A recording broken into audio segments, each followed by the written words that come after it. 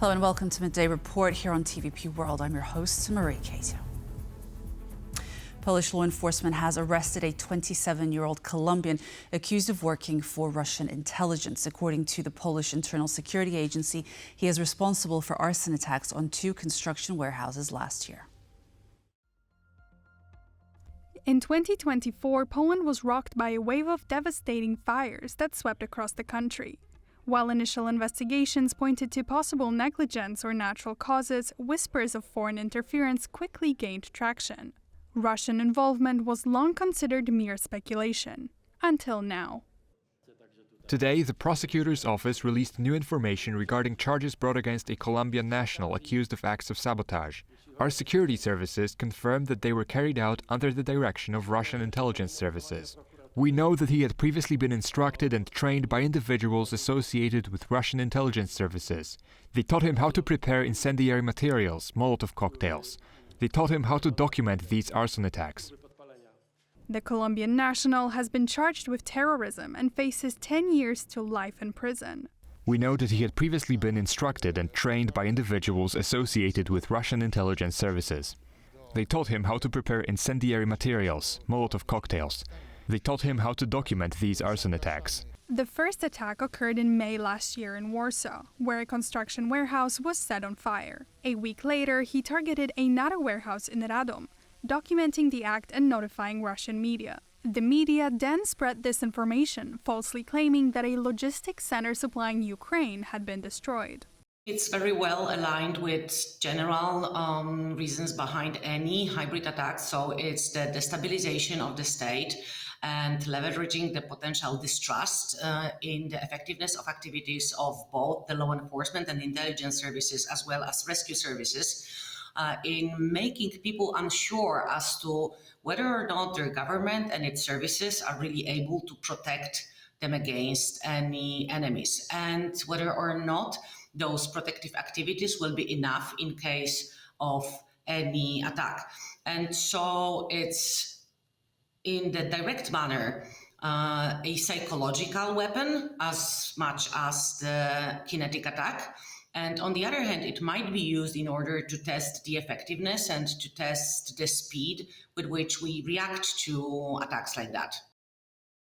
The Polish Prime Minister has confirmed that more than 30 individuals are now in custody, suspected of cooperating with Russian intelligence services. The detainees are believed to have been involved in acts of sabotage and physical assaults across the country. Just over the past day, Russian forces have killed 22 people in Ukraine and wounded 85 others in attacks on 73 Ukrainian cities and villages.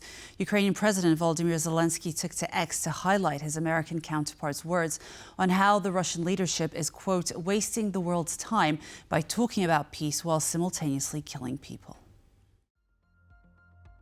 Late yesterday, near midnight, Russian aircraft dropped bombs on the grounds of a correctional colony in the Zaporizhia region. It was a deliberate strike, intentional, not accidental. The Russians could not have been unaware that they were targeting civilians in that facility. Many were killed, and another 43 people were wounded, some of them with very severe injuries. And this was done after a completely clear position was voiced by the United States, a position supported by the world, that Russia must end this war and move to diplomacy. Trump is embarrassed by the fact that Putin has not responded in any way to his calls, said Bogdan Nahailo, editor-in-chief of the Kyiv Post, in a recent interview with TVP World, while discussing Trump's announcement to reduce his 50-day peace deal deadline for Russia. Nahailo also explained why Trump's declarations may not bring any tangible results.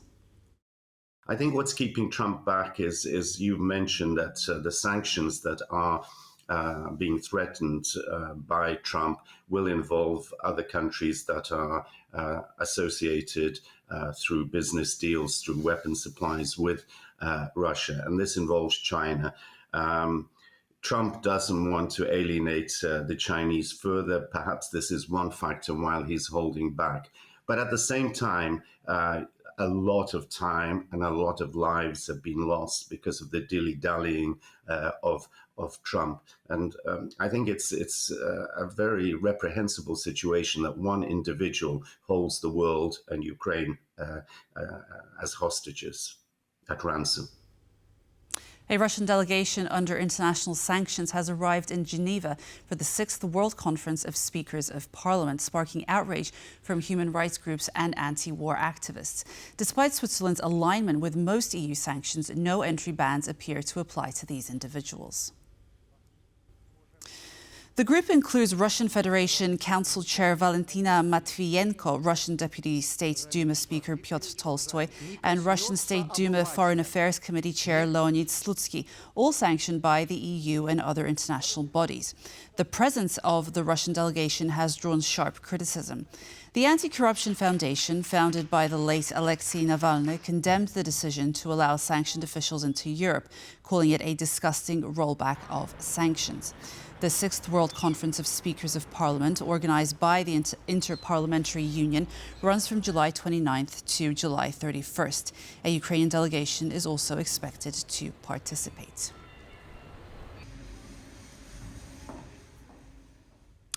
The Financial Times is reporting that President Donald Trump has raised tariffs on foreign goods to their highest level since before World War II. According to Yale University's Budget Lab, the effective U.S. tariff rate now stands at 17.3%, just shy of the 1935 peak of 17.5%. Nearly 45% of all U.S. imports are now subject to elevated tariffs, sparking concerns of a global trade shakeup. Despite market turbulence earlier this year, Trump has since struck limited deals with the EU, UK, Japan, and others, though many of these arrangements remain vague or disputed. Notably, Mexico and Canada are under a separate tariff regime tied to border security and fentanyl trafficking. Markets have responded with cautious optimism. Stocks in the US, Europe, and Japan have hit record highs, but analysts warn the relief may be short-lived. This deal will mean that in Central Eastern Europe, we will have less employment, higher prices, and lower economic growth, said former Slovakian MEP Ivan Stefanic in a recent interview with TVP World while discussing the new EU-US trade deal. Stefanic went on to add that he hopes the agreement will be a wake-up call to focus more on internal competitiveness and reforms within the EU. The whole Central Eastern European region, particularly Slovakia and Czech Republic, they are export-oriented countries, small economies, heavily dependent on the export opportunities, and particularly automotive industry is the key industry. We have to understand that at the beginning of the year, there was only 2.5% tariffs on the automotive sector going from EU to the United States. Now, it will be 15%, so 6 times more. So it will mean there will be basically higher prices and also less investments into new projects. So it means less job opportunities and basically quite important impact on the economical growth. Some economists already say that it will have such impact that Central European economies probably will grow less than 1% next year.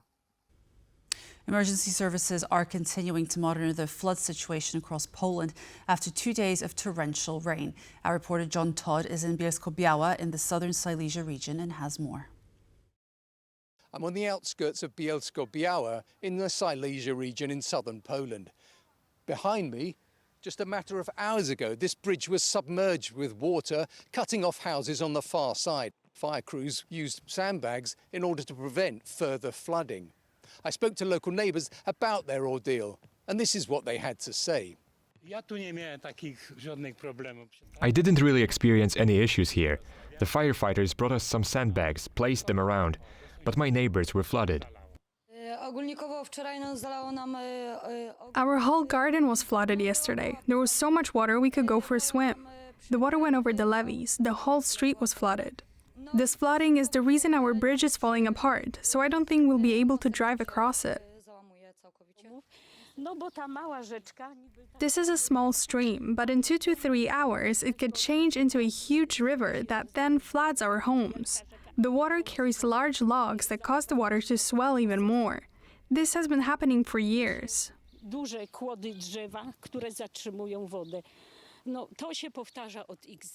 This is one scenario playing out in Silesia where there are something like 800 call-outs.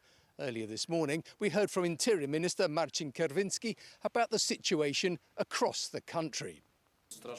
Yesterday, the fire department responded to over 3,000 incidents, which shows how difficult the conditions were. While in the morning, the main focus of the services was on the Silesian region, where the situation in several places still requires close monitoring. Since the afternoon, it has been clear that the activities of the services have shifted north due to the weather, and today the north remains our main concern. However, I would like to emphasize once again that thanks to the dedicated work of the services and the army, despite the difficult situation, it is completely under control. The situation has calmed somewhat in Silesia, but concern is growing in the north of the country, where in the city of Elbląg, firefighters are battling to save a hospital from flooding. In order to prevent further flooding and to support the firefighters, Polish authorities put 2,000 soldiers on standby duty in order to be called up should they be required.